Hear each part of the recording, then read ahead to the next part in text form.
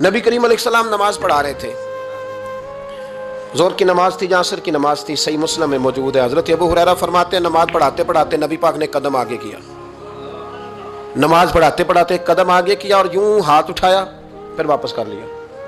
اب نماز پڑھ کے نا تو سلام پھیرا تو صحابہ عرض کرنے لگے یا رسول اللہ صلی اللہ علیہ وسلم وہ نماز میں پیر بھی آگے کیا تو ہاتھ بھی اٹھایا، تو وجہ کیا تھی؟ اب پہلا سوال تو یہ ہے کہ آپ لوگ نماز پڑھ رہے تھے یا حضور کو دیکھ رہے تھے؟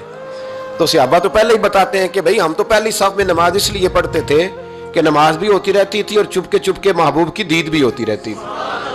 حضور سے پوچھا یا رسول اللہ وہ نماز پڑھتے پڑھتے قدم آگے بڑھایا آپ نے تو پھر پیچھے کر لیا، کیا تھا؟ اور ہاتھ اٹھایا تو پھر آپ نے نیچے کر لیا۔ تو نبی کریم فرمانے لگے نماز پڑھاتے پڑھاتے جب میں نے کہا نا سمی اللہ لمن حمیدہ، اچانک میری نظر اٹھی تو جنت میں چلی گئی، نظر اٹھی تو جنت میں، تیرے لیے 2-4 قدم عرش بری ہے۔ تو محبوب فرماتے ہیں جب میری اوپر نظر گئی نا تو میں نے دیکھا کہ انگوروں کا ایک خوشہ لٹک رہا ہے جنت میں، تو میں نے ہاتھ بڑھایا کہ توڑ لوں۔ حضور کھڑے ہیں مسجد نبوی میں اور فرماتے ہیں کہ میں یہاں کھڑے ہو کے ہاتھ اونچا کروں تو میرا جنت تک پہنچ جاتا ہے۔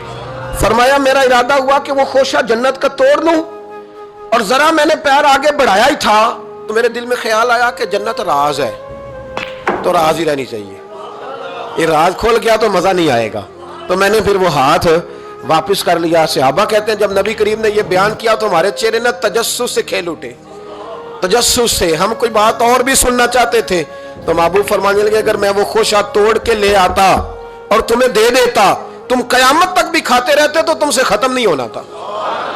یہ صحیح مسلم کی حدیث ہے۔ او بھائی میرے رسول کریم کے واقعہ میں